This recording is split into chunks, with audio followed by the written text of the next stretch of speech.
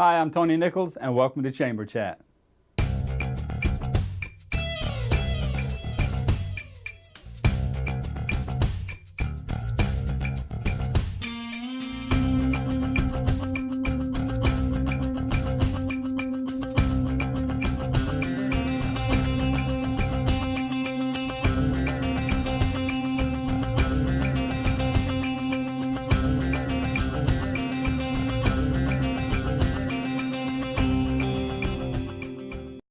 Hi, I'm Tony Nichols, and welcome to this edition of Chamber Chat, a program put together by the Salisbury Area Chamber of Commerce to keep you informed on what's going on in your community and in your neighborhoods. Joining us now is Morgan Madden, the Relationship Manager with ETS Corp. Morgan, welcome to the program. Thank you. Thank you for having me. You're welcome. So I understand that you are new to the area. Yes. Kinda Somewhat. and kinda not. So could you explain a little bit how you got to the area? Of course, yeah. Well, I originally am from the Towson area. Okay. Towson was a little too close to go to school, so I made my way down to Salisbury and got my undergrad down here and really just developed some great relationships. Ended up graduating and doing my professional thing. I went to Washington, D.C. I actually traveled a little bit and then actually leveraged a lot of those relationships and found my way back here on the Eastern Shore. Morgan, you are the epitome of what we want to have happen in Salisbury. You're come here, went to school here, left, and came back. People, normally it's people that live here, go away, and then over time they begin to come back. So you actually flipped that paradigm. Right. So good for you. That's a trend we want to see more of. We're not here to talk about you, obviously, but ETS. Yes. Tell us what ETS is. Well, first of all, it stands for Electronic Transaction Systems. ETS, the industry we operate in is financial tech. So think like Apple Pay, Samsung Pay, things of that nature.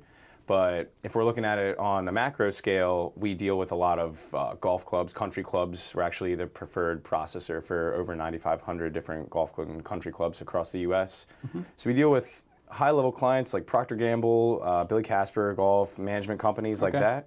But then on a local level, you can look right over to Ocean City, and we're the preferred processor there as well. So that could look like anything from utility billing to taxes to the parking. We developed a mobile app for the bus as well, so the tourists and the locals can ride the bus without having cash in hand. So that was for short transit, was it not? Was it? Yeah, OC Transit, and they're OC actually talking to the Bayrunner shuttle now as well. Yeah, okay, gotcha. So your footprint has gone from, in terms of feet on the ground or a presence in the community, has literally gone from almost nothing to sizable, seemingly overnight. Tell us a little bit about that. It's kind of like what you just mentioned. It's having that retention in the area. So having kids like myself and everyone that I work with come back and bring a young, fresh energy to the area and be able to really go out and try and develop relationships with the local business owners, not for the sake of business, so to speak, but because we have a vested interest in the area. I think that's why we got so much traction so quickly, is because it's all genuine. Is it your office here is located in Berlin? Yes, sir. And about how many people are working out of that office now? In total, we're looking at about 12. We have 6 full-timers, all local kids, or so some of them were born and raised in the area. Some of them are like myself, just Salisbury grads who happen to stay in the area. And then we've actually partnered with the university to bring on an internship program. So we have 6 interns as well that have been helping us out with marketing, things of that nature, and it's been cool to see their personal and their professional growth kind of overlapping just through this platform. But it's very cool to watch it grow. What's also cool is to see how, normally you think of a technology industry can be worked remotely. The cloud is a server in Kansas kind of thing, right? And it really doesn't impact the local community. But what I think the audience would love to hear is, this is a tech company that is helping the local economy by growing its footprint here. Right. So is that something that you guys are seeing in the industry, or is it just something, you can speak to the industry, but is it something that you guys are unique to wanting to be having a presence in the community, or is that industry-wide? I think it all falls under the same scope. You do see a lot of remote work when it comes to tech, but I think a lot of the leverage that we have is our presence, right? Like having that physical, that office location where kids can come and they feel like they have a platform to grow and explore their talents and their interests. So you could have, a bunch of kids running around, doing remote work from their laptops, but I don't think we're going to have the same effect as if we're actually coming together as a team, as a cohesive unit, and working to develop our footprint in the community, like you said. Sure. So how's the industry growing? You go. I can remember when it was cheaper to pay with credit at the gas pump than to pay with cash. Mm-hmm. That goes back a ways. Right. The industry, the technology industry has changed dramatically. Mm-hmm. Tell us how those changes are affecting your piece of that pie, but then some of the things that ETS and companies like ETS are employing to help the everyday user like myself. Right. It's all about speed and simplicity. When it comes down to it, we're here to make things easier, whether that's in a financial landscape or in a storefront location, just helping facilitate people moving through the line. It's all about technology is leverage, right? So in any regard, whether it's the tech industry or the cell phone in your pocket, it's giving you leverage, and it's just about how you use that leverage. So if you look at the industry as a whole, obviously the West Coast, they have Silicon Valley, things of that nature that are a bit more advanced, but what we're trying to do here is really make the Eastern Shore a viable spot for something to transition over here, or to really be something in itself. Independent from all those Silicon Valleys and things like that. What we're trying to do is leverage what we've been given to just create opportunity, whether that's for an intern at Salisbury or a kid like myself who just happened to find his way back here. Right. So you just stole some of my thunder. I was going to ask why, how do you see ETS impacting the Eastern Shore? But based on the answers you just gave me, it could be to woo one of these companies from the West Coast to make this home. So how do you guys see ETS affecting the Eastern Shore long term? Right. Ideally, we would kind of be the racehorse to start this trend and bring technology across the bridge. Anyone who spent a good amount of time over across the bridge and on this side as well kind of notices that disparity in the technology sector when you look at an Annapolis or a DC versus the Eastern Shore. And I think our main goal here is to help transition that and bring that leverage to the Eastern Shore's businesses. So we have our macro scale, we have our Procters and Gamble's, but the reason we have this office here is so we can create an impact on the shore. We like to say big and small, we do them all. So those services that we offer can be catered to the mom and pop shops all the way to Secrets and Jolly Rogers. So we really just want to bring that operational efficiency, bring that smoothness, and then reduce all the merchants' bottom lines that we can. And that all comes through just building genuine relationships. You mentioned Annapolis, you mentioned DC. Yes, there are many, many, many cities up and down the Eastern Seaboard that you could choose to make home. Why the Eastern Shore? It's an interesting story. So the branch manager, his name's Ryan Pappas, he's a former Salisbury student as well. He actually was working on a mobile app independently that he was pitching to a couple restaurants in Ocean City. And while he's down there, the CEO of ETS just so happens to be down there as well. I believe they're at Barn 34.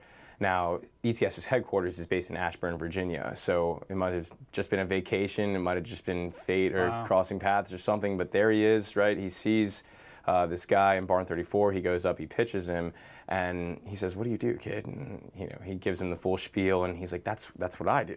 No. So then just on a little bit different scale. A little bit different scale, yeah, a little bit bigger, but at the same time, there was an immediate rapport, and one by one, we started to gain momentum. First it was Ryan, then my coworker Rob, then my roommate Matt came on board, then he brought me on board, and it's just been this trickle effect of kind of watching this whole thing grow very organically. Nothing ever was forced, and I think that's the cool thing about it, is that we have a lot of freedom to navigate this sector that's evolving and bring it to a space that needs it. Very cool. So I'm assuming that members of the Chamber of Commerce can reach you through the Chamber, Yes. reaching out. So I would just say welcome to the neighborhood. Thank you. Thank you so much for joining us on Chamber Chat so early in the game, so to speak. But we look forward to seeing you around. Absolutely. Well, thank you for having me. All right. Appreciate it. We'd like to give you this opportunity now to take a look at the upcoming events with the Salisbury Area Chamber of Commerce.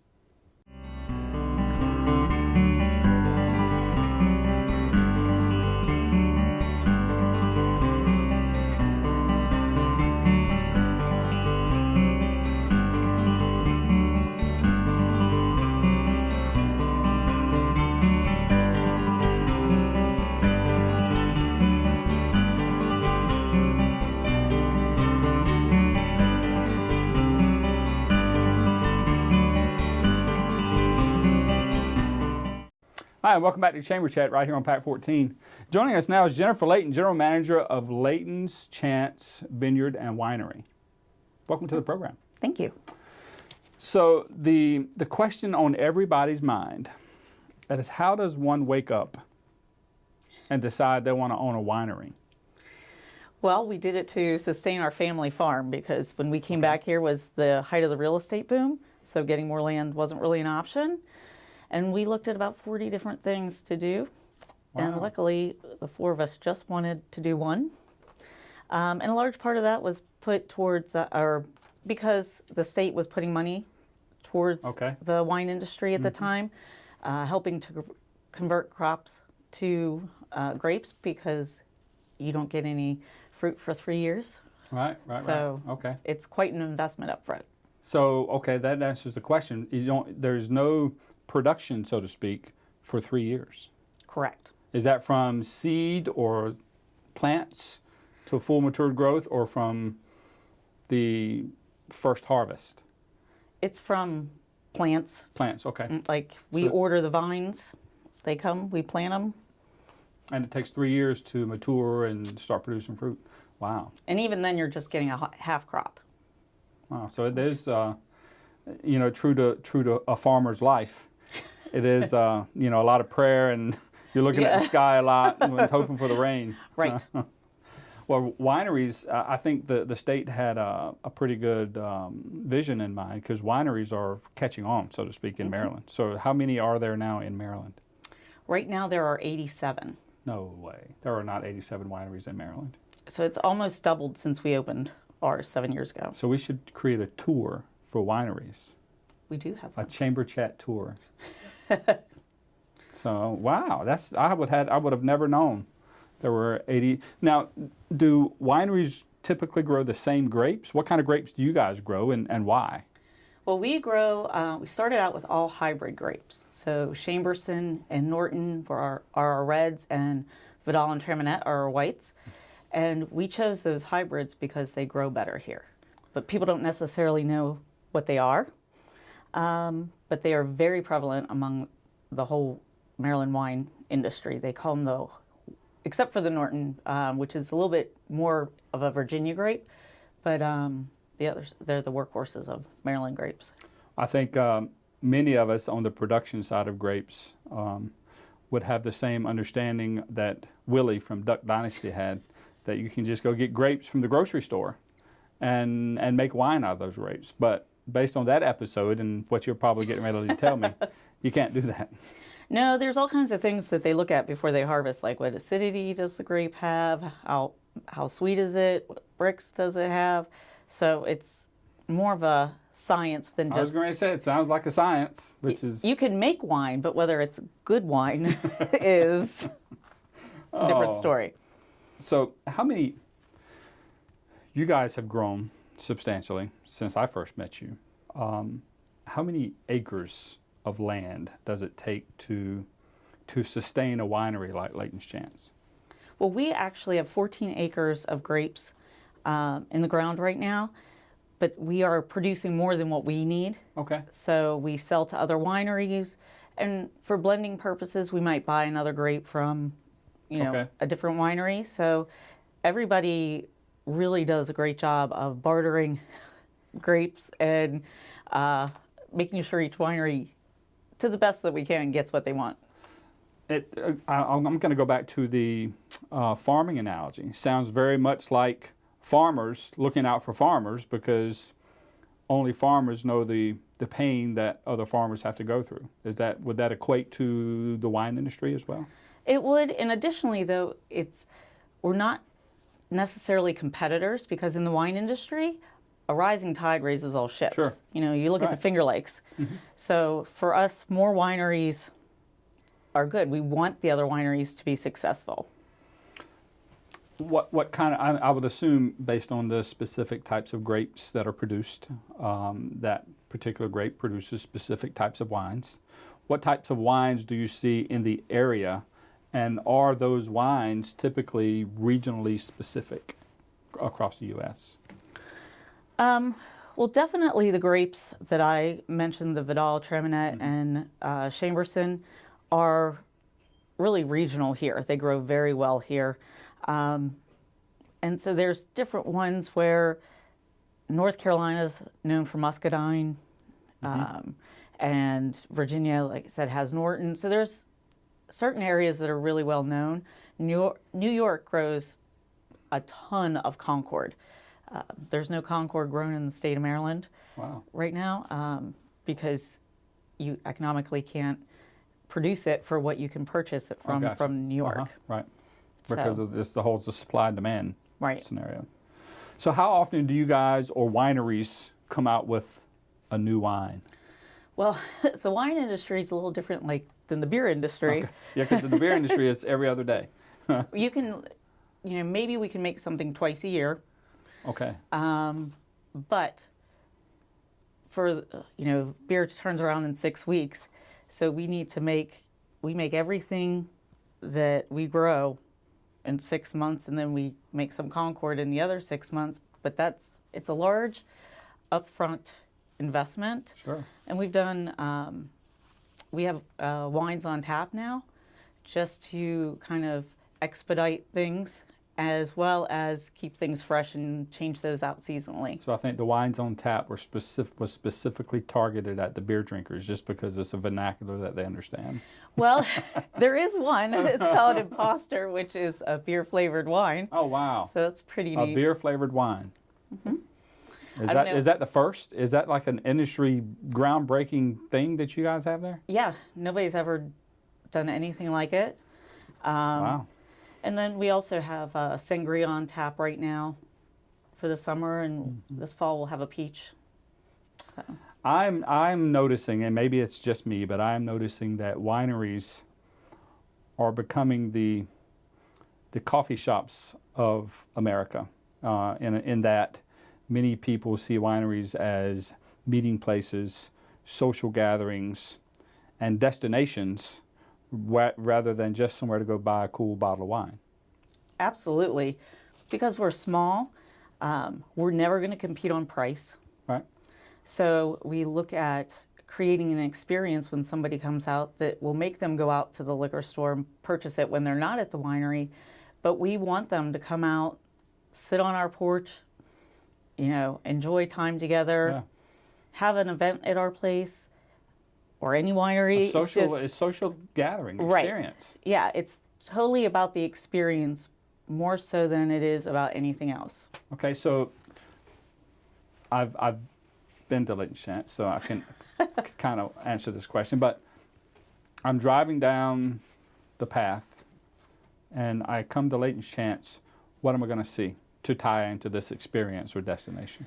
Well, we have the vineyard right next to the winery, so you'll be able to see that, which is great. Also, we have a full tasting room with a bar to sit at and tables and chairs, and good porch, good picnic area.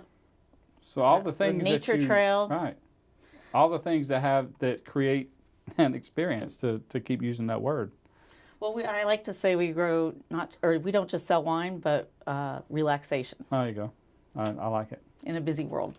Very cool. Well, I'd like to thank you for coming in and relaxing us on Chamber Chat. Thank you. All right, we'll see you next time. We'd like to give you an opportunity now to take another look at the upcoming events with the Salisbury Area Chamber of Commerce.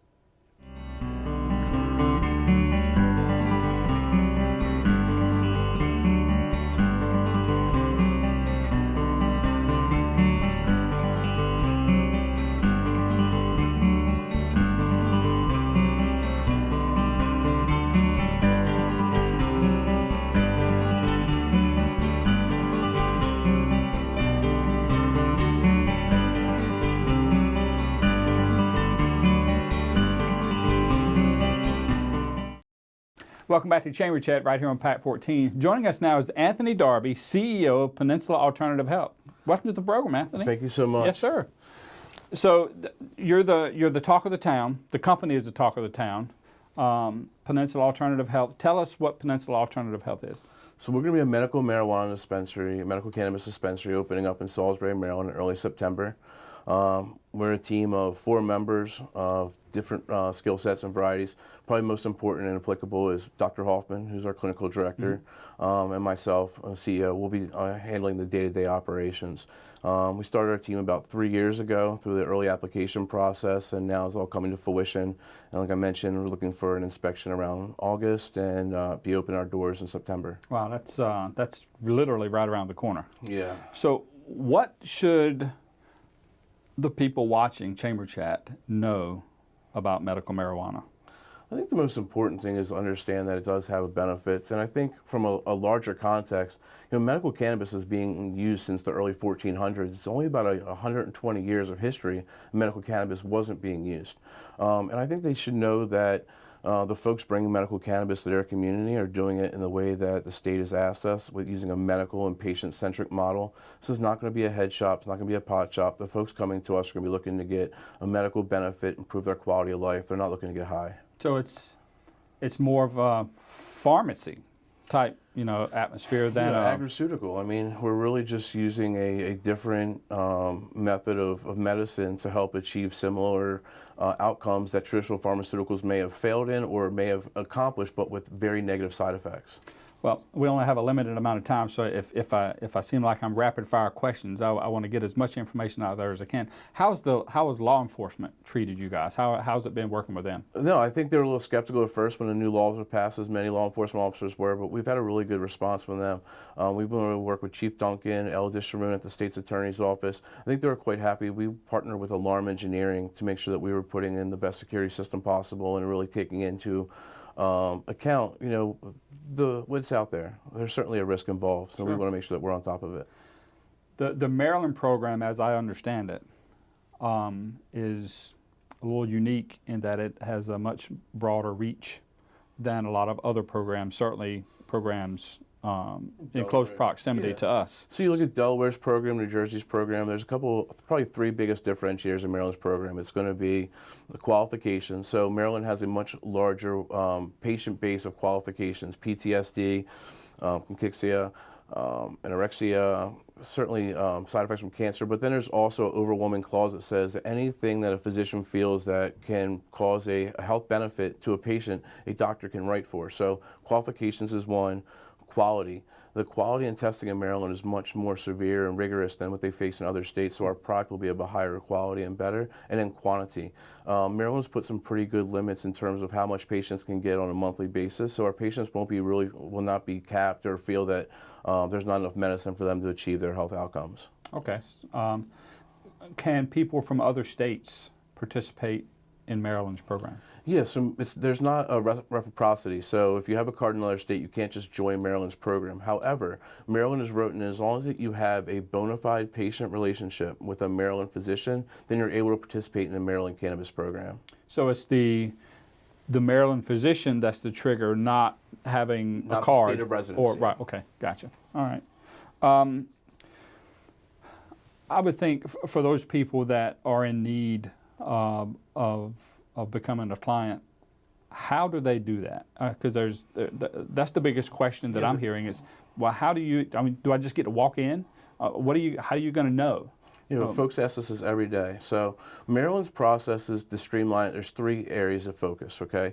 So the very first area of focus is going to be going online to the mmcc.maryland.gov website, and you're signing up, and that's just giving them your information. That's not going to entitle you to any medicine, okay? That's just making sure they can verify who you are.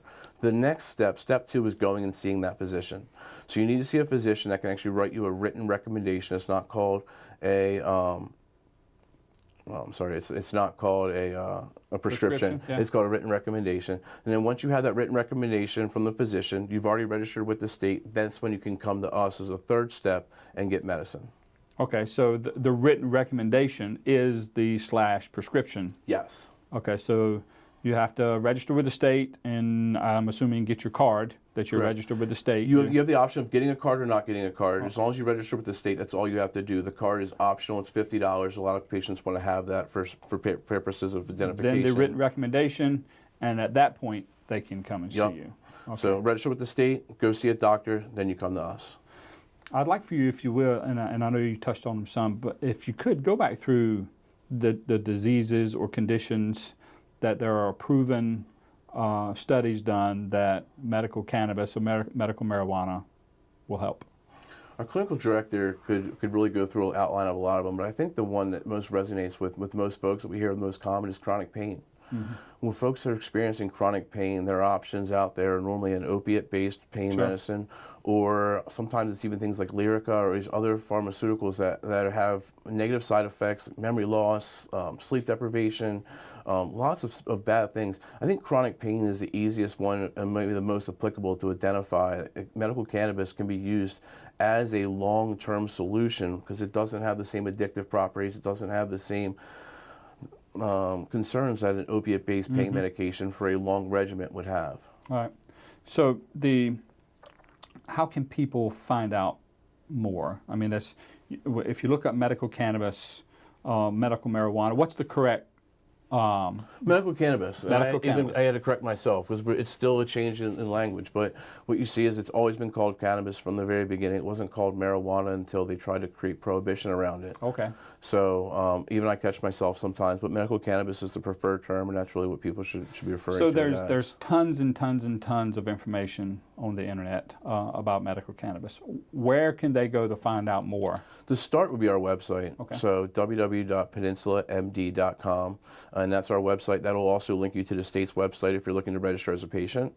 And then there's a lot of good resources like leafly.com is probably a great one. You can go to leafly.com and it'll help you match your condition. So if I'm having migraines, it'll help you kind of match what types of cannabis. I think something that's important for people to understand is cannabis isn't a single plant. There's thousands of strains of this plant, and each one of these strains affects people differently. Gotcha. So if I have migraines, I may take strain A, but if I have restless leg syndrome, I may take sleep B or plant B, and vice versa. So matching the strain to the condition is really something that we at Peninsula MD will do a high focus on to make sure our patients are getting the exact medicine that they need. Fantastic. Well, Anthony and Darby, we're anxiously awaiting to see how you guys can positively impact the community. We'd love to have you back on Chamber Chat a year from now to see what those outcomes have been. So thanks for coming on Chamber Chat and sharing. Thank you very much, Tony. We'd like to thank you as well for joining us on this edition of Chamber Chat. And as always, if you missed a portion of this program or you'd like to view previous editions of Chamber Chat, you can utilize Pat 14's online feature, or you can visit the Chamber's website. That's all the time we have for this edition of Chamber Chat. My name's Tony Nichols, your host, encouraging you to make a difference.